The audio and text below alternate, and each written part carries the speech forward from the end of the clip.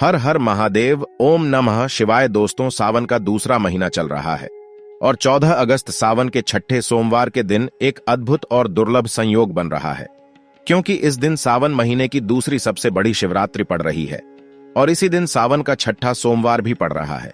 और ऐसे में दोस्तों, अगर आप भगवान शिव के वाहन नंदी जी के कान में ये दो चमत्कारी शब्द बोल देते हैं तो आपकी हर इच्छा और हर मनोकामना मात्र 24 घंटे में पूरी हो जाएगी। तो दोस्तों, अगर आप भी महादेव और नंदी महाराज की कृपा अपने जीवन में पाना चाहते हैं तो सच्चे दिल से कमेंट बॉक्स में लिखें हर हर महादेव, ओम नमः शिवाय, जय नंदी महाराज, और वीडियो को लाइक करना ना भूलें।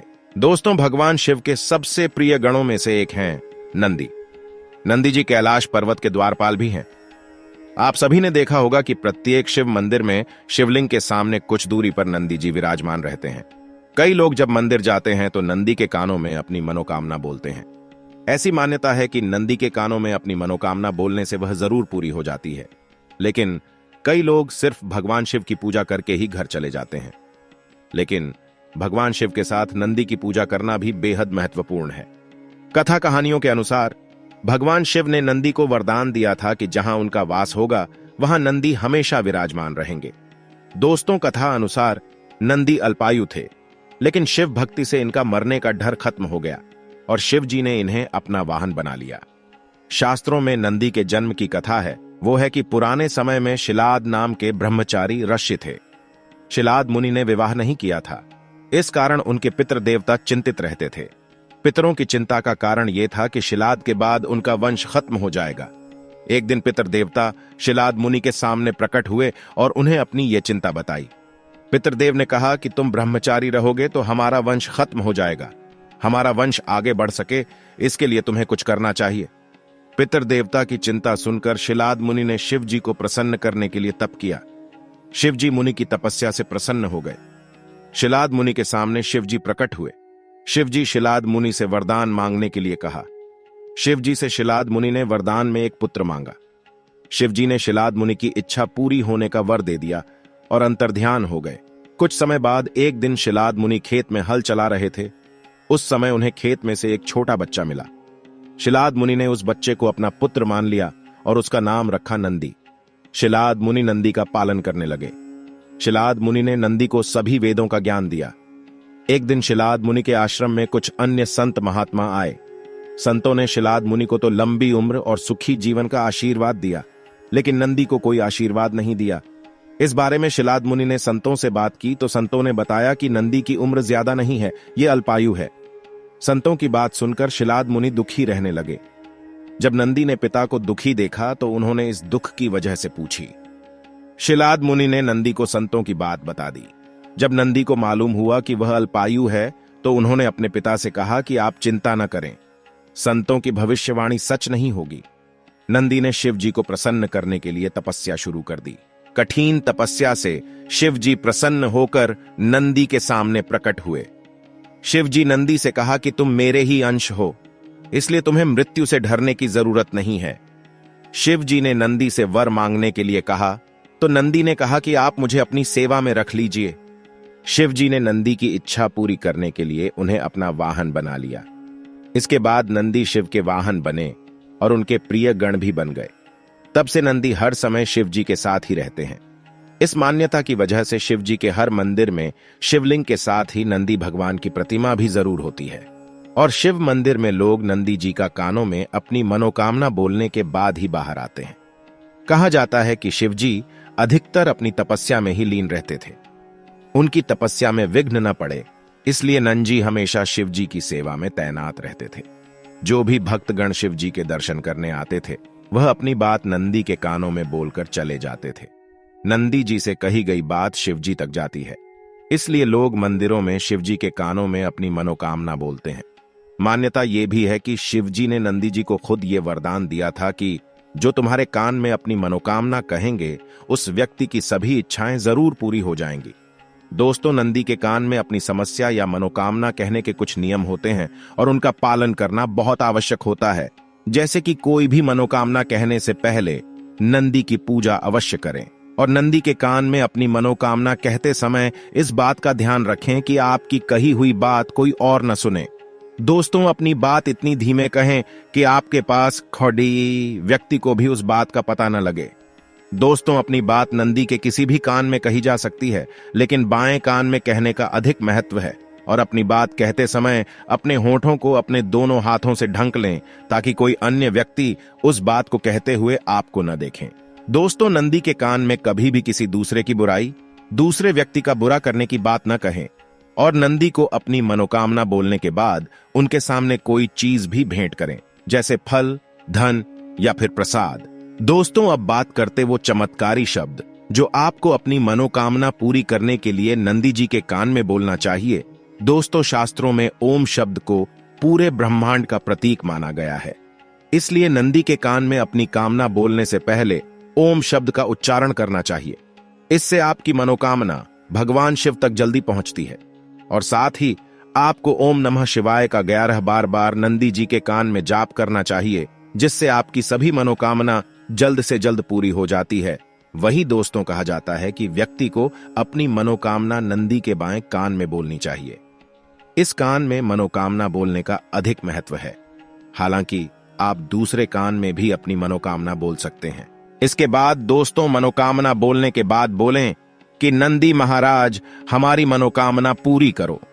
वही दोस्तों, शिवरात्रि के दिन भगवान शिव की पूजा से जुड़े कुछ नियमों है जो कि आपको जरूर जानने चाहिए। दोस्तों, अगर आप भगवान शिव का अभिषेक करते हैं तो उसका आप नियम बनाइए कि प्रतिदिन आप शिवलिंग का अभिषेक करें, और जिस भी द्रव्य से करने में आपको सुविधा होती हो। जैसे कुछ लोग पंचामृत से करते हैं, कुछ लोग कच्चे दूध से करते हैं, या आपकी कोई विशेष कामना है, जैसे कि कुछ लोग गन्ने के रस से करते हैं, या अनार के रस से करते हैं, या केसर के रूप से करते हैं। तो जो भी आपके पास उपलब्ध हो या जो भी आपकी कामना हो, आप यह नियम बना लीजिए कि हर रोज आपको शिवलिंग का अभिषेक करना है, या हर रोज आपको शिव मंदिर जाकर दर्शन करना है। अब अभिषेक कैसे करना है? तो दोस्तों, बहुत से भक्त जाते हैं, जल्दी से अपने हाथ में जो पानी होता है, जो भी द्रव्य आपके हाथ में होता है, पात्र में आप पलटते हैं शिवलिंग पर, और थोड़ी देर रुकते हैं और चले आते हैं। ऐसे अभिषेक नहीं करना है। जब आप अभिषेक करते हैं, पूरी श्रद्धा भाव से सच्चे मन से कीजिए। पात्र जो अपने हाथ में पकड़ा है, दोनों हाथ से पकड़कर भगवान शिव के शिवलिंग पर जो आप द्रव्य गिराते हैं, उसकी धार बहुत ही पतली धार होनी चाहिए। जब आप भगवान शिव का अभिषेक करें तो उत्तर दिशा की तरफ आपका मुख होना चाहिए, और पूरे श्रद्धा भाव से पतली धार बनाते हुए भगवान शिव के मंत्र का जाप करते हुए किसी भी मंत्र को आप जपना चाहते हैं, उस मंत्र के द्वारा भगवान शिव का अभिषेक कीजिए। हर क्षण आपके मन से वह मंत्र निकलते रहना चाहिए। जब तक आप शिव का अभिषेक कर रहे हैं, तब तक तो पतली धार के द्वारा। जब आप अभिषेक करेंगे तो बहुत अधिक समय तक आप अभिषेक भी करेंगे, और अभिषेक करते समय हम जितने अधिक मंत्रों का जप करते हैं, उसका फल हमें बहुत अधिक प्राप्त होता है। तो जब आप अभिषेक करते हैं तो इस बात का जरूर ध्यान रखें। तो अभिषेक आप प्रतिदिन करें। यह निर्धारित कर लीजिए कि इस पूरे महीने में मैं हर रोज अभिषेक करूंगा। अगर आप ये एक नियम भी बना लेते हैं, तब भी आपको बहुत ही श्रेष्ठ फल की प्राप्ति होती है। आपकी जो भी कामना है, भगवान शिव से कहे प्रार्थना करें। अभिषेक प्रतिदिन करने का नियम आप ले लीजिए। अगला नियम जो आपको ध्यान रखना है, शाम को शिव मंदिर में दीपदान जरूर करना चाहिए।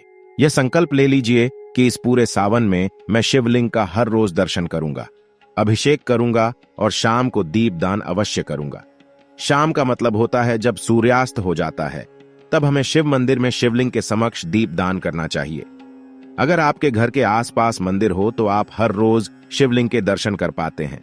शिव मंदिर जा पाते हैं तो आपको मंदिर जाकर ही शिव के पास, शिव के समक्ष आपको दीपदान करना चाहिए। लेकिन अगर आप शिव मंदिर हर रोज नहीं जा पा रहे हैं, तो आप अपने ही घर में भगवान शिव के नाम का एक दीपदान कीजिए, जो आप शाम को दीपक जलाते हैं।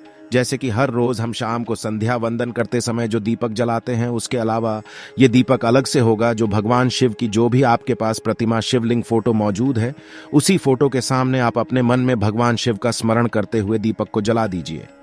थोड़ी देर तक वहां बैठकर ओम नमः शिवाय का जाप कीजिए। इस प्रकार से आपको दीपदान प्रतिदिन करना है। ये नियम बना लीजिए कि पूरे सावन आप दीपदान करेंगे। चाहे मंदिर में कर पाए तो मंदिर में कीजिए, मंदिर में नहीं कर पाते हैं तो वो लोग अपने घर में ही भगवान शिव के नाम का एक दीपदान करेंगे। अब आप पूछेंगे कि दीपदान किस चीज का करना है।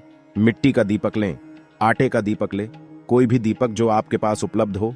मिट्टी का दीपक हो, आप मिट्टी का दीपक ले सकते हैं, या आपके पास आटे का दीपक हो तो आप आटे का दीपक भी हर रोज बनाएं, क्योंकि आटे का दीपक आपको हर रोज बनाना पड़ेगा और मिट्टी का दीपक भी आपको हर रोज नया ही लेना पड़ेगा। प्रतिदिन नया दीपक हमें प्रज्वलित करना होता है। तो अगर आप घर में दीपदान कर रहे हैं तो आप कोई भी धातु का दीपक भी प्रयोग कर सकते हैं। तो हर रोज आप साफ करके उसे दान में प्रयोग करेंगे। और उसमें आपको क्या ढालना है, घी या तेल, ये आपके अपने सामर्थ्य पर है। अगर आप शुद्ध घी का प्रयोग करते हैं तो सर्वाधिक श्रेष्ठ, लेकिन आपके पास शुद्ध घी उपलब्ध नहीं है तो आप दीपदान करते समय तिल के तेल का प्रयोग भी कर सकते हैं, पर दीपदान अवश्य करें, इस बात का आप नियम बना लीजिए। अगला जो आपका नियम होना चाहिए वो है भगवान शिव को हम बिल्वपत्र अर्पित करते हैं। उसका भगवान शिव को बेलपत्र बहुत प्रिय है। तो बिल्वपत्र आप किस प्रकार से अर्पित करें जिससे वो आपकी कामना पूर्ण करें। तो दोस्तों, आपको 21 बिल्वपत्र लेने हैं। अगर आपकी कोई विशेष कामना है तो देखिए, हमें थोड़ा प्रयास तो करना पड़ता है। तो अगर हमारे मन की कोई विशेष इच्छा है और हम चाहते हैं कि भगवान भोलेनाथ प्रसन्न हो, और इस समय में तो बेलपत्र बहुत आसानी से उपलब्ध हो जाता है, तो आप 21 बिल्वपत्र हर रोज भगवान शिव को अर्पित करें। किस प्रकार से अर्पित करेंगे वो हम आपको बताते हैं। बिल्वपत्र खंडित नहीं होने चाहिए, बिल्कुल साफ सुथरे शुद्ध बिल्वपत्र होने चाहिए। हर बिल्वपत्र पर आप चंदन से ओम नमो शिवाय लिखेंगे। सफेद चंदन द्वारा आप ओम नमः शिवाय लिखेंगे और इन सभी बिल्वपत्रों की आप माला बनाएंगे। सफेद धागे से इन सभी बिल्वपत्रों को एक साथ माला का स्वरूप दीजिए और यह माला ले जाकर आप शिवलिंग पर अर्पित कीजिए। प्रतिदिन का यह नियम बना लीजिए कि हर रोज 21 बिल्वपत्रों की माला मैं भगवान शिव को अर्पित करूंगा। आपकी जो भी कामना है भगवान शिव से कहिए और संकल्प के साथ इस नियम का पालन कीजिए पूरी सावन मास। अगर प्रतिदिन आप 21 बिल्वपत्र की माला अगर भगवान शिव को अर्पित करते हैं तो बहुत ही शीघ्र मन की समस्त कामनाएं पूर्ण हो जाती हैं। पर यह नियम के साथ होना चाहिए। पूरे सावन आपको यह काम करना है।